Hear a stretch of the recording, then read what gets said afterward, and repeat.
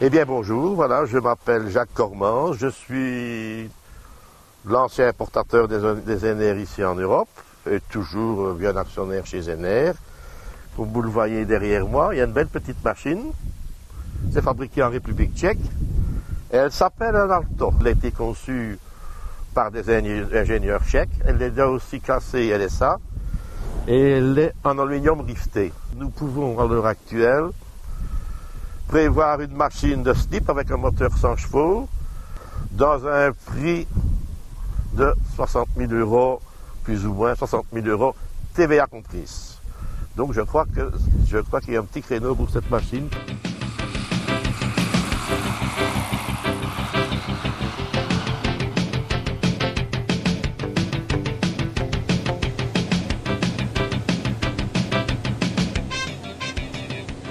On est en présence avec l'Alto d'une machine qui est très homogène, qui ne glisse pas sur ses axes, avec laquelle on a grand plaisir à prendre des séries de virages et d'enchaîner.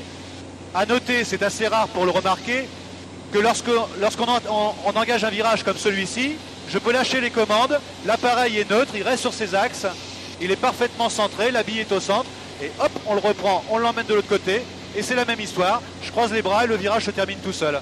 Ça c'est assez notable. Et tous les ULM L-Bass ne savent pas se comporter aussi bien que celui-ci. Donc, machine qui est... Aujourd'hui, c'est une journée turbulente, et comme on peut le voir, ça reste quand même très raisonnable en termes de confort. Le bruit, l'acoustique en cabine, c'est assez métallique, alors que, curieusement, de l'extérieur, cet appareil est extrêmement silencieux. En cabine, on a le petit bruit aérodynamique de la fenêtre, qui est assez nécessaire lorsqu'il fait chaud, et on a une ambiance... C'est-à-dire qu'en fait, une petite moquette sur la cloison pare-feu ne ferait pas de mal. On a quand même une machine qui est particulièrement rigoureuse et particulièrement agréable. Pour s'en convaincre, il suffit de prendre quelques virages comme ceci. Et là, vraiment, on a du plaisir. Oh, le beau château.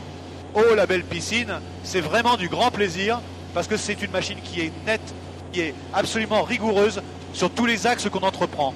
Et hop, on repart un petit peu dans le sens, histoire de bronzer un petit peu du front.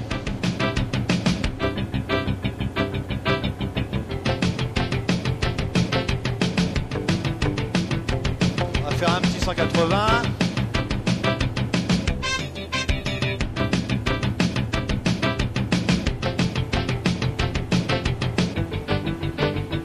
Bon alors la visibilité vers l'arrière est excellente comme on peut le remarquer ici.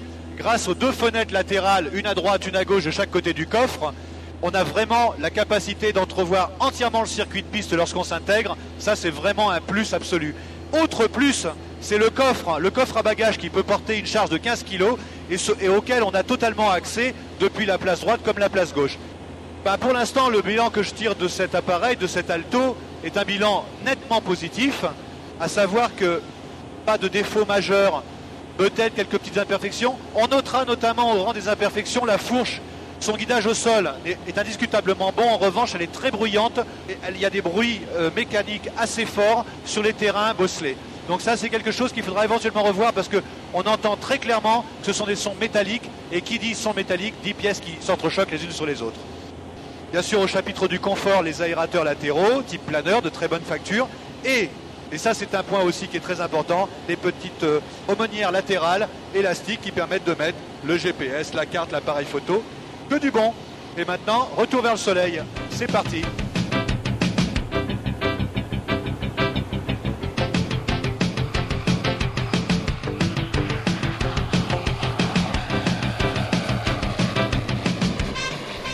Bonjour, je m'appelle Danny Verwilgen. J'ai le plaisir d'être associé à Jacques Cormans pour l'importation de ce nouvel appareil Alto. L'Alto que vous voyez ici est un appareil de conception L-Bass, nouvelle génération du LM, avec des caractéristiques techniques tout à fait intéressantes sur le plan d'abord de sa qualité de vol, ainsi que de son espace intérieur qui permet à deux personnes de gros gabarits de s'y installer très confortablement. L'accès à la cabine est aisé grâce à cette béquille qui vous permet de mettre le pied sur l'aile Ouvrir le canopy et s'y installer confortablement. En mettant le pied droit à côté du stick, le pied gauche qui passe de l'autre côté du stick et on est dedans. Cet appareil a tous les instruments indispensables à un vol en toute sécurité, plus une radio, plus un transpondeur qui nous permet bien évidemment de voler en vol contrôlé. Les palonniers sont équipés en leur sommet de 2 freins différentiels avec la possibilité de les mettre en parking en appuyant et tirant la manette ici en dessous. Il y a une possibilité bien évidemment de monter un double frein sur le palonnier passager. Comme vous pouvez le voir, cet appareil-ci est équipé d'un stick pour chaque pilote, mais il y a une version qui existe également d'un stick remplacé par un volant de chaque côté.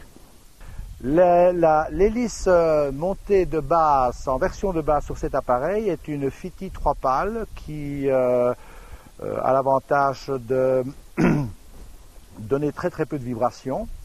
Bien évidemment, tous les types d'hélices actuellement disponibles peuvent être montés sur cet appareil. L'Alto est équipé de 2 réservoirs d'essence dans les ailes. 50 litres par aile. Cette quantité d'essence nous permet une autonomie de vol entre 5 et 6 heures, 6 heures et demie de vol.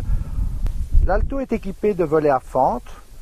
On en utilise généralement un cran de flaps pour le décollage et 2 crans pour l'atterrissage. Et quand il s'agit d'atterrir à des vitesses beaucoup plus lentes, on peut mettre éventuellement un 3e cran de flaps qui est très efficace.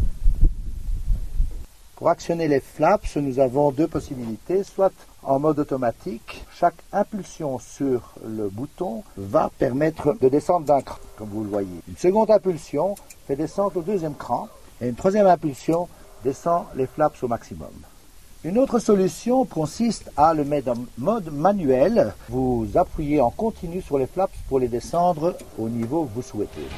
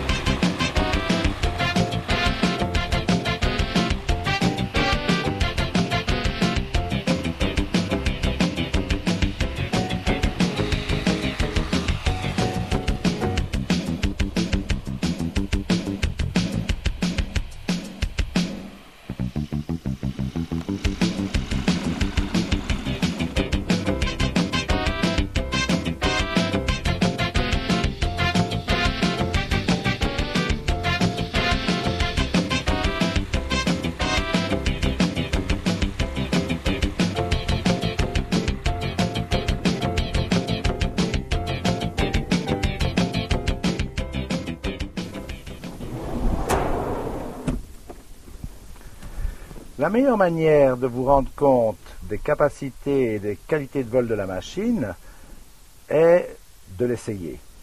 Et je crois que c'est en vol que vous pouvez réellement vous rendre compte de l'agrément de vol de cette machine. Nous pouvons faire, Jacques et moi, vous proposer de venir l'essayer sur le terrain de Mayen en Belgique, mais également en France quand nous sommes en déplacement, que ce soit dans le nord ou dans le sud, à l'est ou à l'ouest de la France. Et ce sera un grand plaisir pour nous de vous la faire essayer.